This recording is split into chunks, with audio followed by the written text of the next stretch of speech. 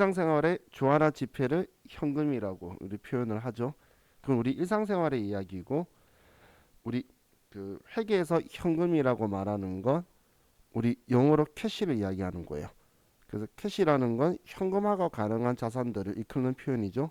그래서 현금화가 가능한 자산들을 전부 다 우리는 현금이라는 계정 과목을 사용을 할 거라는 거예요.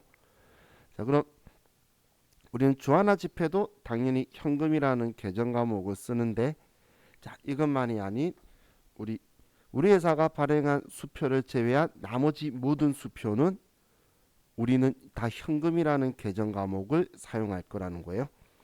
왜냐하면 수표 제도는 그 수표를 발행한 사람이 자기 수표랑 연결된 구좌에서 돈을 찾아갈 수 있도록 준비해 놓은 증서를 수표라고 하는 거예요. 자기압 수표는 은행이 자기 은행 통장에서 돈을 빼갈 수 있도록 하는 증서. 당좌 수표는 기업이 자기 당좌예금 구좌에서 돈 빼나갈 수 있도록 하는 증서. 가계 수표는 저 같은 개인이 제 연결된 개인 가계 통장에서 돈이 빠져나갈 수 있도록 연결해둔 증서.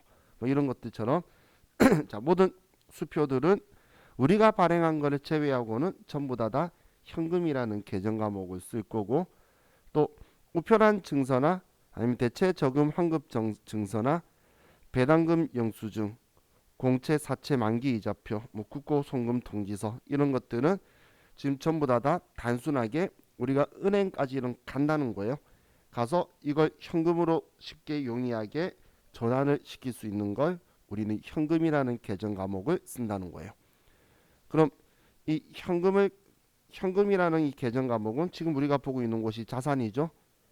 자산이기 때문에 우리가 이 수표라든지 이런 현금을 지급을 하면 우린 대변에 현금이라고 쓰는 거였고, 그리고 이 수표든 뭐든 즉시 현금할 수 있는 걸 수취를 하게 되면 우리는 차변에 현금이라는 계정 과목을 쓰는 거였어요. 그래서 지금 얘는 우리 통화 대용 증권에서 유일하게 우리가 발행한 수표를 제외한 나머지 모든 수표는 우리가 주게 되면 현금, 그리고 받아도 현금이에요. 자, 근데 지금 제가 지급하고 수취를 이렇게 썼는데, 자, 다른 사람이 발행한 수표, 은행이 발행한 자기압 수표, 이걸 받는 게 먼저일까요? 주는 게 먼저일까요? 우리 회사 입장에서. 우리 회사 입장에서는 받는 게 먼저겠죠. 그죠? 다른 사람이 발행했으니까 처음에 받았다가 그걸 다른 사람에게 주면 그때 우리는 지우기 위해서 대면해 가는 거예요. 그래서 이제 분계 원리를 전하고 다르게 이렇게 생각하는 거예요. 처음 받았을 때가 먼저 일어나는 거래요. 그럼 먼저 일어났을 때는 자기 자리에, 차감 계정을 제외하고는 자기 자리에 우리가 장부에 기록을 해두는 거예요. 먼저 자기 자리에. 그럼 자산이면 차변에, 부채면 대변에 먼저 일어난 걸 기록을 해두고, 그럼 이걸 그대로 우리가 다른 사람한테 지급하는 건 두 번째 일어나는 거죠. 그럼 받았던 걸 다른 사람한테 그대로 주면 우리는 반대쪽에 제거하기 위해서 반대쪽에다 쓴다라는 거예요. 그럼 받았을 때 기록해둔 계정 과목을 다른 사람한테 주거나 없애버리거나 분실하거나 나에게서 어떻게든 사라지게 되면 두 번째는 계정 과목이 선택됐다기보다는 장부에 적혀있던 글자를 그대로 지우는 거예요. 처음 우리 장부에 적어뒀던 걸 지우는 역할이다라고 보시면 돼요. 자기압 수표도 우리가 받는 거고 다른 사람이 발행한 수표도 받는 거죠. 받았을 때 우리가 현금이라고 적어뒀기 때문에 이걸 다른 사람한테 주게 되면 이 현금이라고 적어뒀던 걸 지우기 위해서 대변에 현금이라고 쓰는 거예요. 자, 그래서 항상 내 장부에 처음 기록할 때는 어떤 계정 과목으로 쓸 것이냐라는 걸 여러분들이 선택을 하는 건데, 그 다음 내가 장부에 기록한 거에 대해서 변화가 일어나는 거에 대해서는 장부에 기록됐던 기록을 증가시키거나 제거하는 방식으로 그 계정 과목을 쓸 거라는 거예요. 그래서 첫 선택은 기록할 때는 여러분들이 선택하고 다음은 지우는 거예요. 이렇게 분기할 때 여러분들이 생각하실 때 지금 내가 선택해야 될 건지 상황 봤더니 장부에 적혀 있던 걸 지워야 되는 건지 이걸 생각하시면 계정 과목의 실수가 훨씬 더 많이 줄어드실 거예요. 자, 그럼 우리 현금이라는 계정 과목은 크게 오래 안 봐도 여러분들이 잘 아실 거니까. 자, 다음 현금 과부족 계정은 오늘 어제하고 오늘 시작할 때 결산 때문에 이야기를 했었죠. 이 현금 과부족은 임시 계정으로 미결산 항목이에요. 그런데 자, 이제는 우리가 컴퓨터도 봤기 때문에 이런 특성까지 같이 인지를 하면 좋겠어요. 자, 현금 과부족은 미결산 항목 또 임시 계정이다 이런 표현이 있는데 얘는 차변 계정이에요.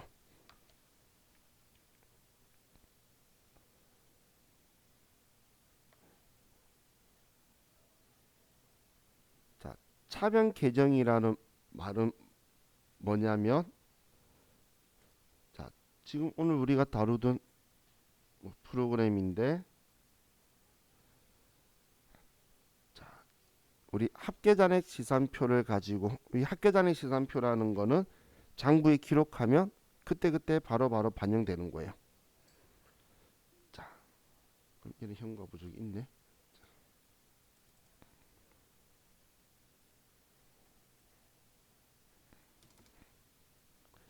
자, 그럼 제가 합계잔액 시산표라는 이 장부를 열었는데 이 장부를 보면 잔액이 적혀 있는 곳이 차변에 적혀 있는 계정 과목들이 있고 대변에 적혀 있는 계정 과목들이 있죠.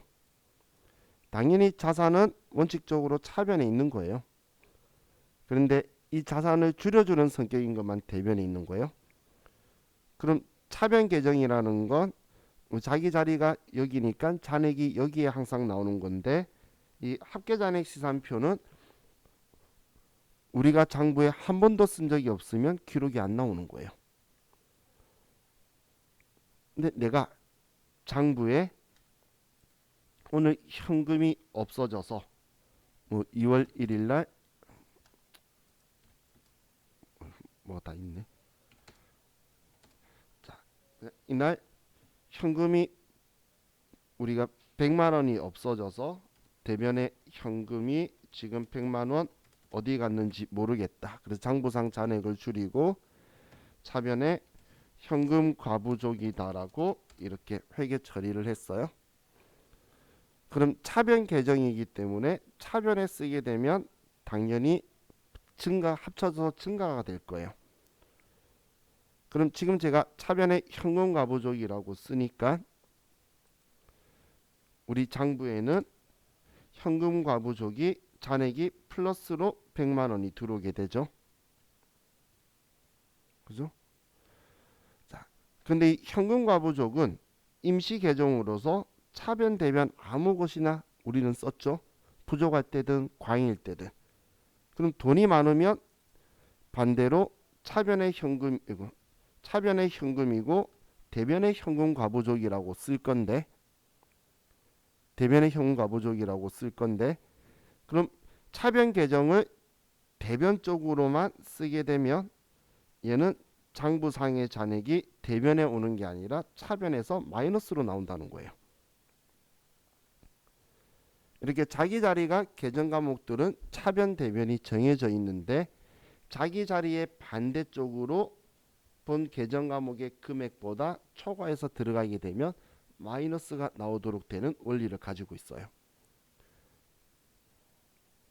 그럼 결산 때도 이 원리를 이용한다면 사실 분기하는 게 훨씬 더 편하고 어떤 회차에서는 합계잔액 시산표에 잔액이 마이너스 얼마 있다, 플러스 얼마 있다 이렇게 알려주는 문제도 등장을 해요.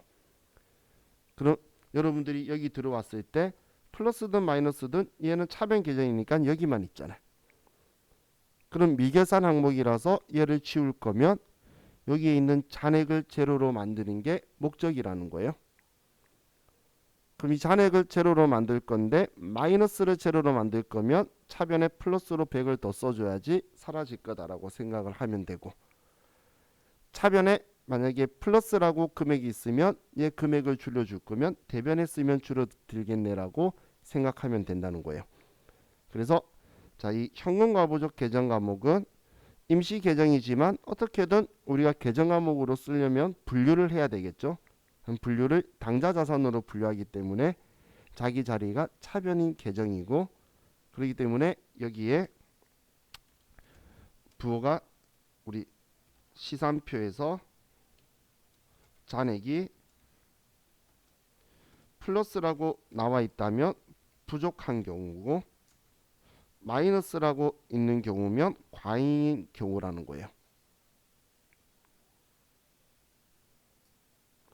이 현금과부족 계정 과목을 차변 계정인데 대변에 쓰는 건 차변의 현금 잔액을 높이는 분기이기 때문에 이렇게 들어와 있을 거라는 거예요.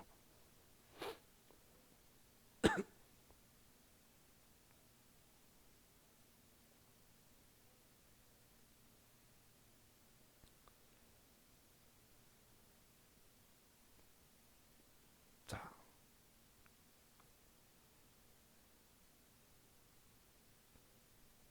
그럼 이 현금과부족의 그 장부의 부호는 저와 같이 계산하면서 다시 한번 더 들여다볼 거예요. 문제도 풀 거기 때문에.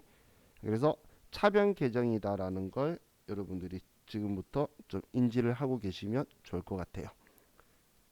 이제 제가 차변 계정이다, 대변 계정이다 이런 표현을 이제 간간히 사용을 할 건데, 차변 계정, 대변 계정이라는 표현을 쓰는 건 장부조에서 볼 일이 있는 애들은 그걸 인지하고 보면 나중에 편하기 때문에 그런 표현을 같이 섞어서 쓸 거예요.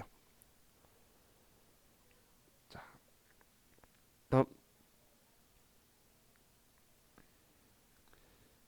이제 소액 현금 전도금이라는 계정 과목을 볼게요. 자, 우리 과거에 소액 현금 전도금이라는 계정 과목을 본 적이 있죠.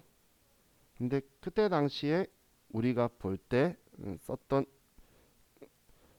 계정 과목이 바로 전도금을 이야기한 적이 없고 가지급금이라는 계정 과목을 가지고 이야기를 했었어요.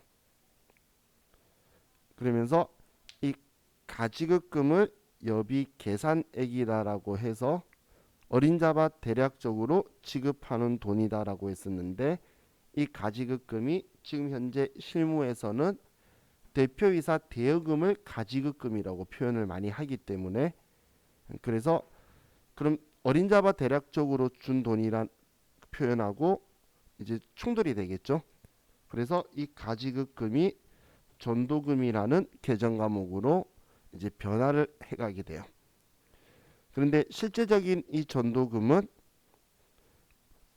우리 회사가 공사 현장이라든지 어디 작업장이 있을 때에 그게 격리 사무원이 뭐 상주하고 있으면서 항상 돈을 인출해주고 그럴 수가 없으니까, 뭐 돈이 필요할 때마다 이제 뭐 찾아올 수 없으니까 거기 담당자한테 얼마 정도의 돈을 주고 그 돈을 쓰고 본사에 오거나 저한테 찾아오게 되면 영수증 가지고 왔을 때 그 돈을 채워주는 방식으로 하는 게 우리 전도금 제도예요. 그럼 이 돈을 언제 채워주냐에 따라서 정액자금선거법 그리고 부정액자금선거법이라고 둘을 나누게 되는데, 정액자금선거법은 그냥 매달 초에 공사 현장에서 예를 들어 소장님이 매번 들어와요.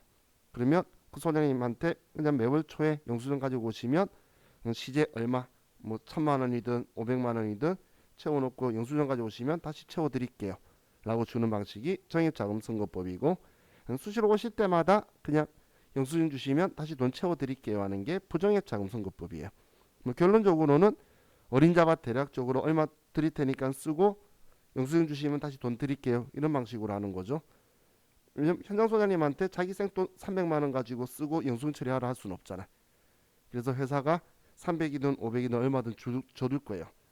공사 현장은 인부가 많기 때문에 야참인가 뭐 이상한 거 하면 뭐한 100만씩 나가더라고. 그러다 보니까 그분들이 현금이 필요해요. 빵 하나씩 사 먹고 그래도.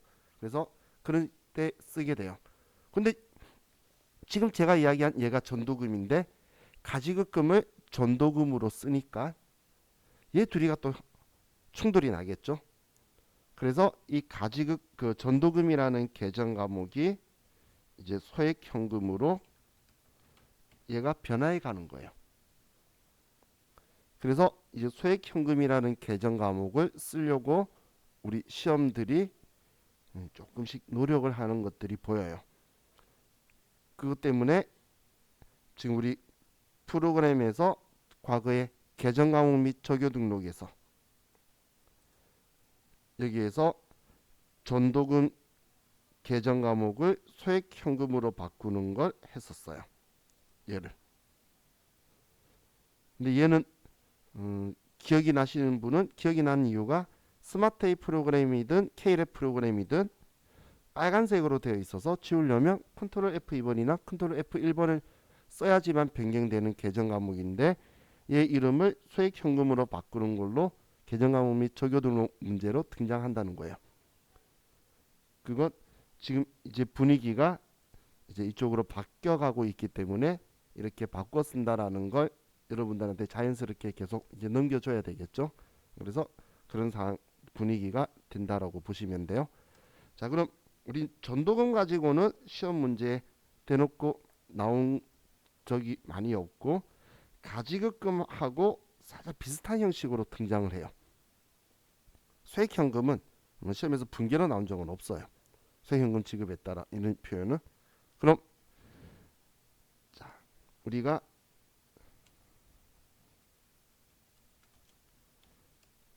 계산액을 지급을 할 때 어림잡아 대략적으로 지급하는 돈이 계산액이죠.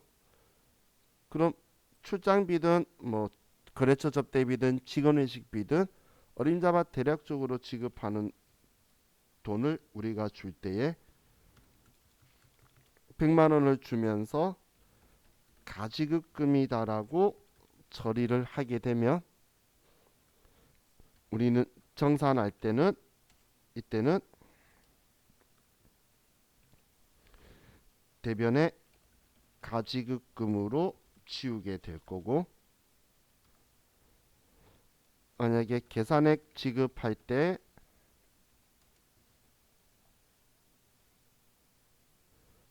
차변에 전도금으로 처리를 했었다면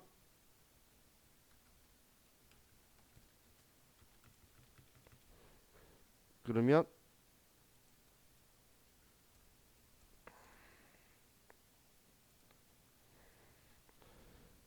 정산할 때는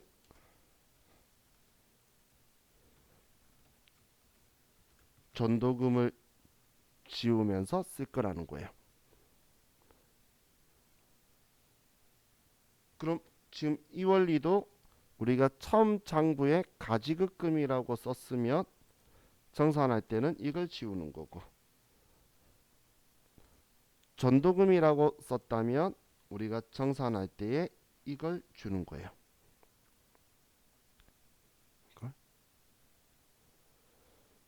그렇기 때문에 처음 선택하는 부분에 대한 게 중요하게 되는데 우리 시험에서는 첫 선택은 이걸로 시킨 적이 단 한 번도 없어요. 첫 선택은 지급하면 가지급금으로 처리를 할 건데 정산하는 시점의 문제에서 지급 시 전도금으로 처리했다라는 문제는 기출문제로 등장을 종종 해요. 그럼 여러분은 전도금에 썼던 거면 전도금 지워야 되네. 가지급금이라고 했던 건 가지급금을 지워야 되네. 이렇게 생각하면 되겠죠. 그렇기 때문에 어떻게 처리했는지를 지우는 거다라고 생각 원리를 가지시면 나머지들이 다 같은 원리니까 이게 훨씬 더 편하게 여러분들이 하실 수 있을 것 같아요. 자, 다음은 이제 요구불 예금을 보면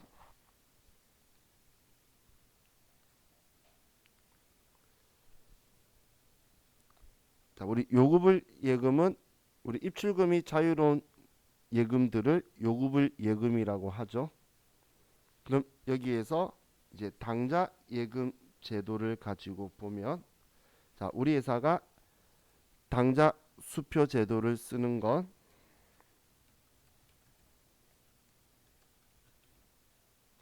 당자 수표를 쓰는 건 다른 거래처한테 내 통장에서 돈 빼갈 수 있도록 편리하게 쓰려고 하는 거예요.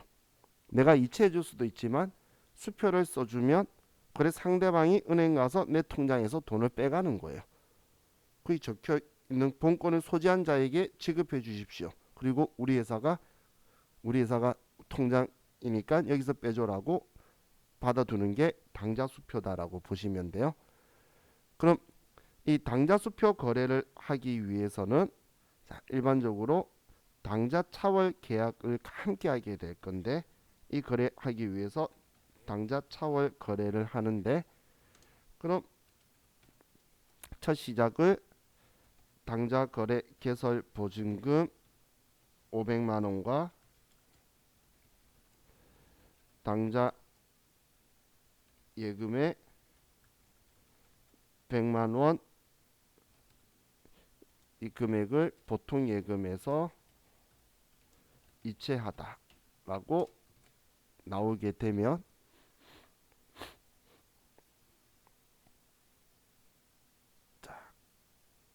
그럼 보통 예금에서는 돈이 나가는 거니까 대변의 보통 예금 그리고 금액은 600만 원이 나갈 거고 자 그리고 차변에는 그럼 당자 거래 개설 보증금은 투자 자산으로 분류되는 특정 현금과 예금이라는 계정 과목으로 쓸 거고 여기에는 거래처를 꼭 써야 되고 그리고 당자 예금에 또 나머지 100만 원 들어올 거다.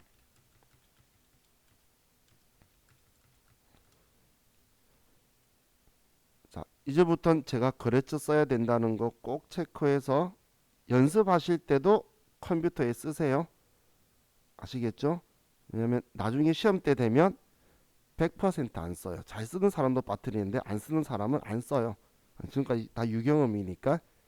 그래서 우스갯소리로 저와 같이 그 교실에 수업할 때 뒤에서 봤는데 계속 안 쓰죠. 그렇게 웃으면서 너 시험 안 보러 가도 되겠다. 떨어질 건데라고 말해요. 대놓고. 근데 결과도 나중에 걔가 말해요. 자기 예상 점수보다 10몇 점씩 낮다고.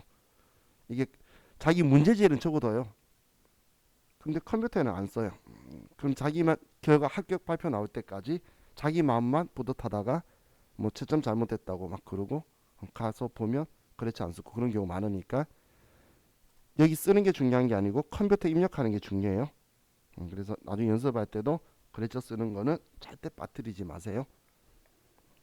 자, 그럼 이제 이 특정 연금과 예금은 이 과거에는 우리가 그냥 당좌 예금 설명하면서 뭐 표현을 바로바로 안 하고 거래처 안 썼던 이유는 얘가 투자 자산이니까. 그래서 안 했고 지금은 이제 우리 투자 자산에서 이 계정 과목들 봤었으니까 여러분들 이 계정 과목도 자주 등장 안 해요 시험에서. 그러다 보니 잊을만 하면 튀어나오고 그래서 우리 생각이 안 나고 그런 걸로 유명한 애예요. 그리고 생각나면 계정 과목이 생각나면 거래처 안 쓰는 그런 계정 과목이니까 보증금에는 거래처 항상 쓰더라 이렇게 생각을 하시면 돼요. 왜냐면 같이 잘 안 쓰는 게 임차보증금, 임대보증금이거든. 그럼 우리는 그냥 보증금에는 거래처 쓰더라라고 생각하시면 돼요. 왜냐면 내 돈을 다른 사람이 가지고 있거나 아니면 다른 사람 돈을 내가 가지고 있는 거기 때문에 누가 내 돈 가지고 있다 아니면 누구 걸 내가 가지고 있다라고 장부에 써둬야 되는 거예요. 그래야 우리가 과거에 줘야 때 왔던 거래처 원장이 정확하게 작성이 돼요. 거래처 원장이. 자, 그럼 이런 상황에서 자, 우리 회사가 이제 수표를 발행해서 물건을 산다고 볼게요. 그럼 지금 당좌 예금에 100만 원의 잔액이 있겠죠. 자, 그럼 자, 우리가 원재료 70만 원을 구입하고 수표 발행하다라고 했어요. 자, 그냥 수표라고 하면 당좌 수표를 이야기하는 거예요. 그럼 우리는 수표 발행했다, 당좌 수표 발행했다, 당전 발행 수표를 발행하였다. 어떻게든 그 말이 나오면 우리는 무조건 우린 대변에 당좌예금이라고 쓸 거예요. 자, 그럼 대변에 당좌예금에서 돈이 빠져나갈 거다. 70만 원. 자, 그리고 차변에 원재료 70만 원이다. 자, 이렇게 써주면 되겠죠. 자, 그럼 이렇게 쓰게 되면 당좌예금의 잔액이 100만 원 있었다면 반대쪽에 당좌예금이다라고 70을 썼으니까 잔액이 30만 원만 남아 있을 거라는 거예요. 내장부에는. 자, 그럼 이런 상황에서 원재료 50만 원을 구입하고 우리 수표 발행을 하였다. 당좌 시험에 이렇게 적혀 있을 거예요. 당좌예금 잔액은 30만 원이 있다. 이런 식으로 적혀 있을 거예요.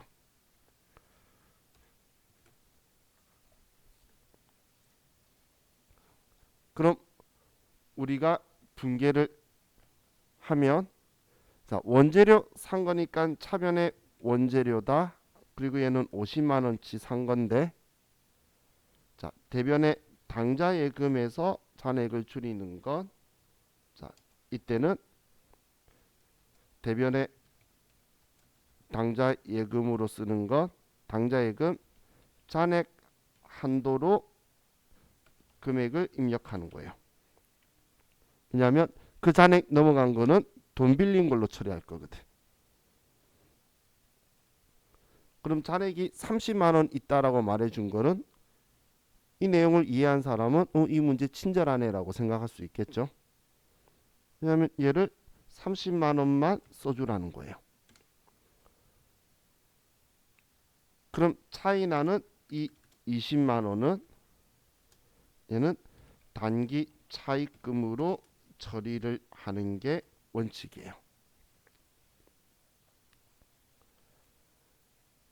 자, 그런데 만약에 문제에서 초과액은 당좌 차월로 처리하라라고 나온다면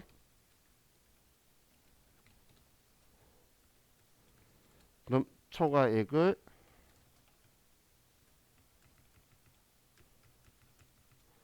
20만 원을 당좌 차월이라는 이 계정 과목은 만들어 쓰는 계정 과목이에요.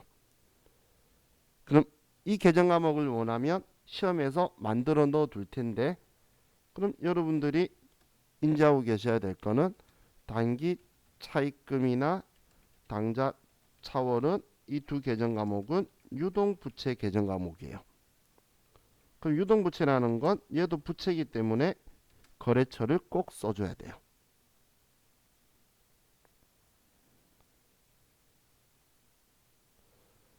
거래처를 쓰지 않으면 얘도 틀려요.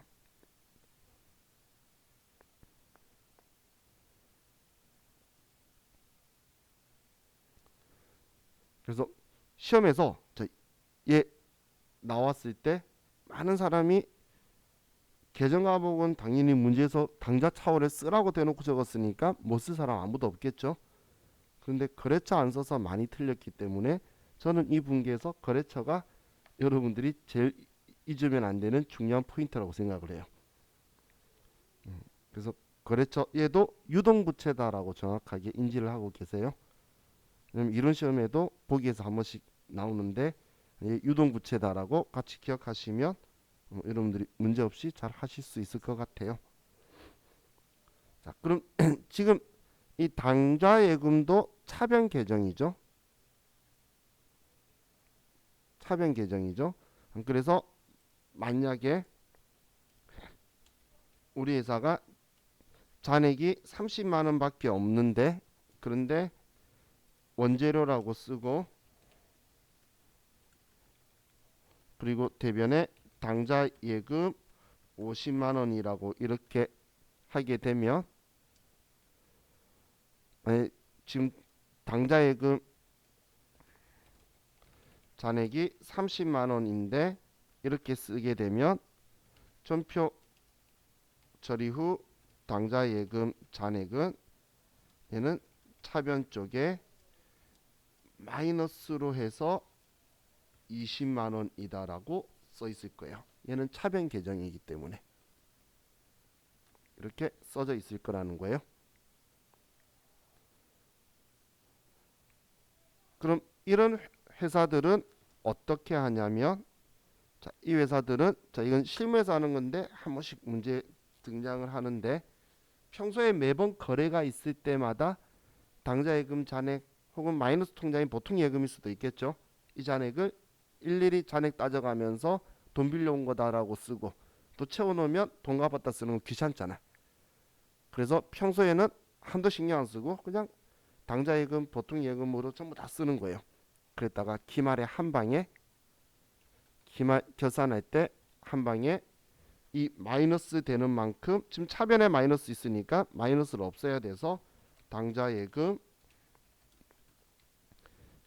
20만 원 써서 잔액을 마이너스 돼 있는 걸 제로로 만들고, 그때 기말에 단기 차입금이다 A라는 거래처 20만 원 이렇게 뒤집는다는 거예요.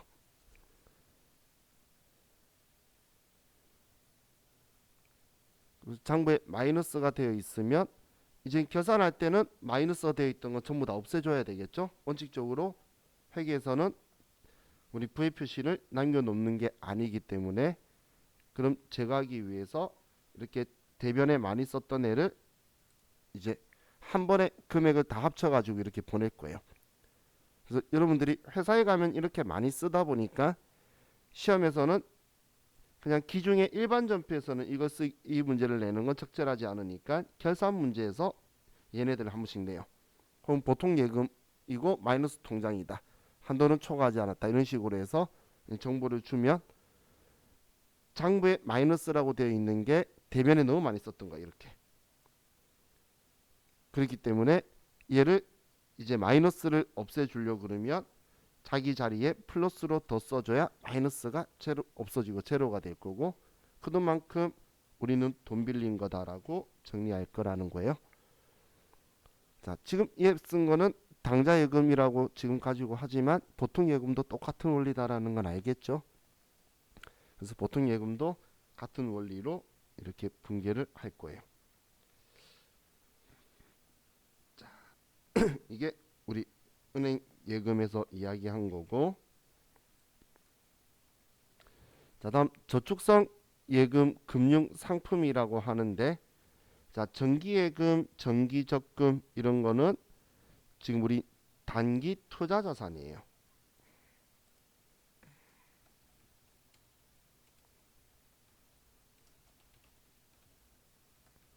적금은 원칙적으로 얘는 단기 투자 자산이고, 단기 투자 자산은 당좌 자산의 속에 들어가 있는 소분류다라고 보시면 돼요. 그냥 투자 자산은 비유동 자산인데, 근데 만기가 내년에 일어난다면 외부 이해관계자들한테는 내년 만기다라고 유동 자산으로 보여줘야 되는 거예요. 근데 유동 자산은 분류가 당좌 자산하고 재고 자산밖에 없거든. 근데 재고 자산은 생산이나 판매 목적으로 가지고 있는 자산이죠. 그렇기 때문에 당좌 자산 속에 단기 투자 자산 두고 있어요. 그래서 우리가 컴퓨터에 입력을 할 때 보면,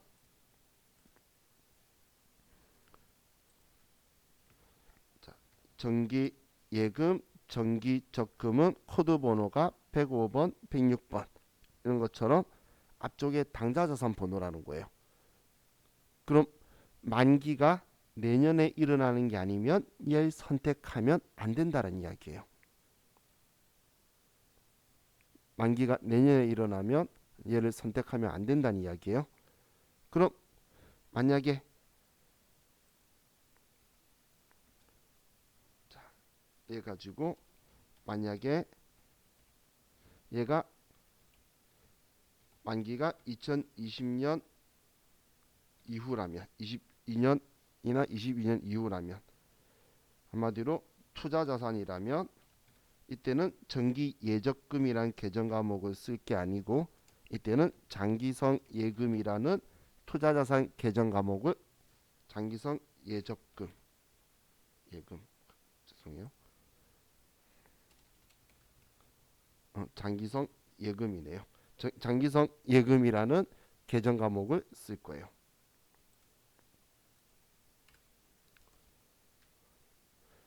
얘는 투자자산 분류되는 거예요. 그래서 정기예금이다, 장기성 예금이다, 정기적금이다, 장기성 예금이다. 이것 만기를 가지고 여러분들이 선택하셔야 돼요. 21년도에 만기다. 그러면 정기예금. 22년도나 23년도다. 그러면 여러분은 장기성 예금이다라고 써주셔야 돼요.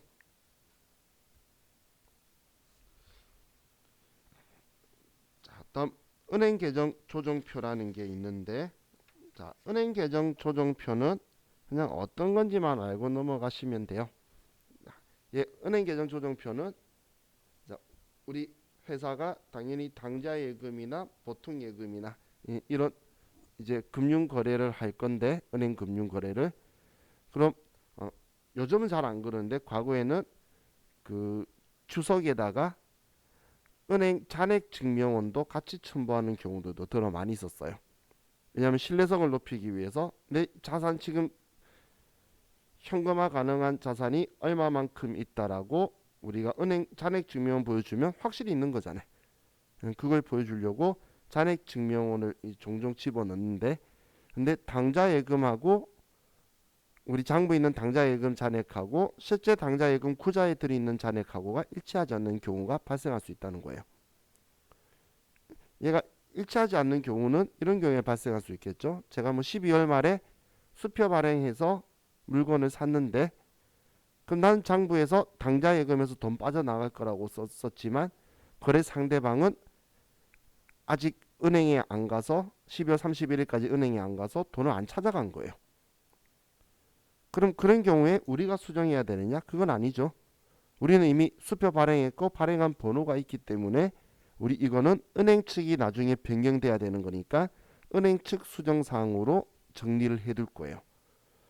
근데 은행에서 또 조금 옛날 이야기인데 결산 이자를 자기 마음대로 밤에 새벽에 입력하는 경우가 있어요. 돈 빼가고. 그럼 나는 마감을 다 쳤는데 이자가 나간 걸 뒤늦게 보게 되면 그건 사실 내가 내야 되는 거기 때문에 나의 이자라고 우리가 회사 측에서 바꿔야 되겠죠. 그럼 그건 회사 측 수정 사항이다라고 해서 우리 주석에다가 은행 계정 조정표들을 차이 나는 이유를 밝혀서 보여주는 이런 서식이다라고 보시면 돼요. 그냥 요즘은 잘 못 봐요. 여러분 회사 갔는데 얘가 있다? 그러면 여러분 사장님이 아니고 윗사람 중에 옛날 사람이 한 명 있다라고 생각하시면 돼요. 옛날이라는 건 회계 담당자를 8, 90년도에 부터 한 사람, 2000년대부터 한 사람은 이걸 안 써요. 자, 이제 다음 페이지에 현금성 자산. 자, 오늘 여기까지 마지막 할 거예요.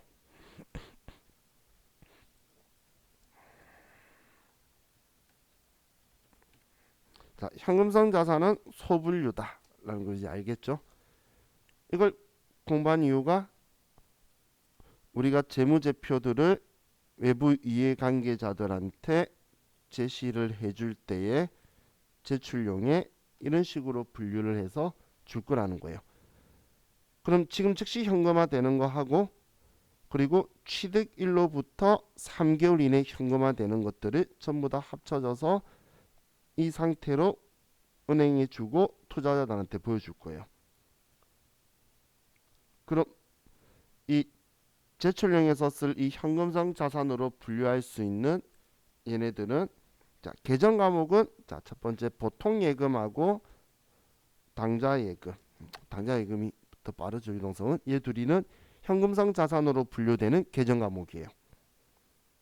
얘네들을 3개월 이내 장부에 쓰는 날로부터 3개월 이내 돈 못 찾으면 얘는 요구불 예금이 아니죠. 투자 자산이지.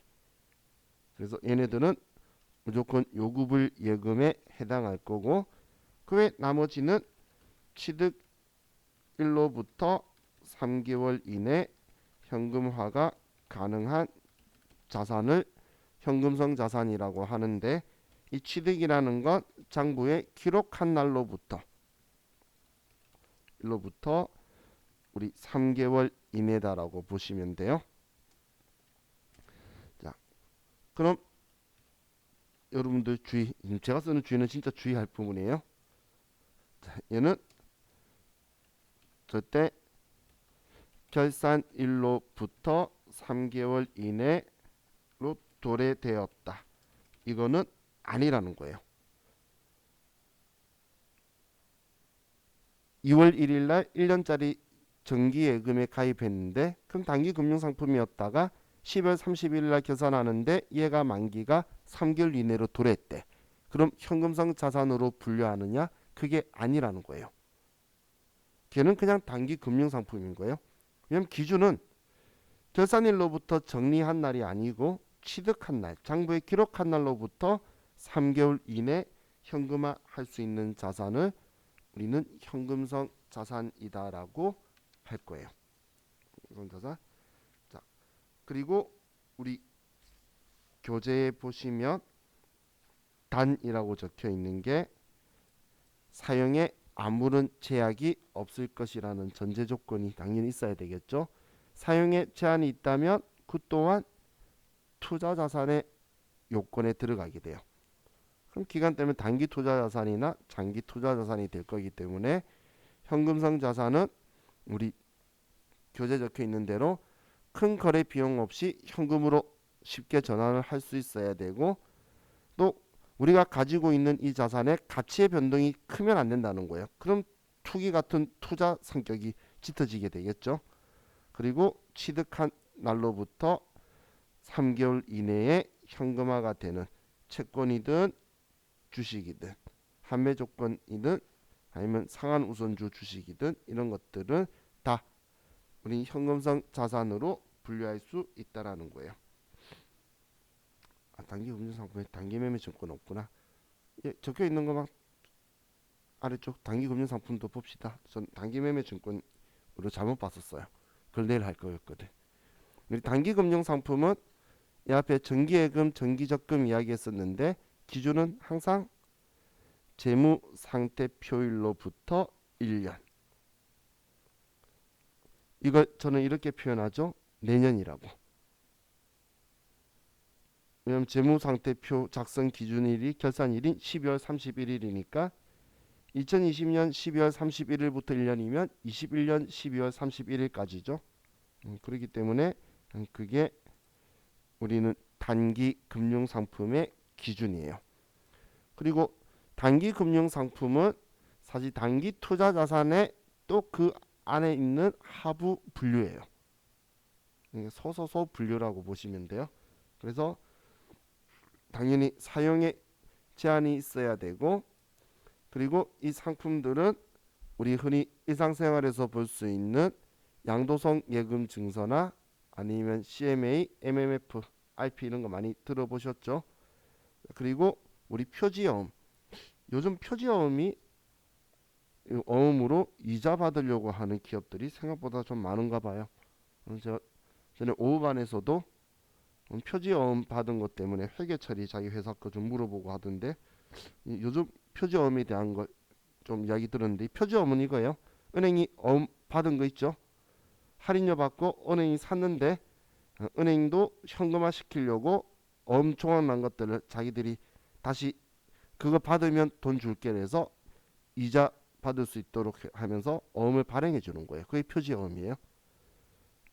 은행에서 여기에서 뭐 1,000만 원, 저기서 2,000만 원 이런 것들 다 모아가지고 이걸 조합내서 여러분들의 회사가 빌려줄 수 있다는 돈만큼 표지어음으로 해서 이자 주는 형식인 건데 기업들이 지금 뭐 자기 회사 자산에 투자하기도 애매하고 유형자산이나 사업용자산에 투자하기도 애매하고 금융상품도 뭐 믿음이 안 가서 그런지 요즘 이 표지어음을 뭐 쓰는 곳이 더 많이 보이더라고요. 이게 전부 다 우리는 금융상품이다라고 한다라고 보시면 돼요. 오늘은 좌우 같이 여기까지만 볼 거고 자, 내일도 우리 그 학원 오실 수 있으신 분들은 오시면 제가 그 교재 드릴 거예요. 근데 학원 오시면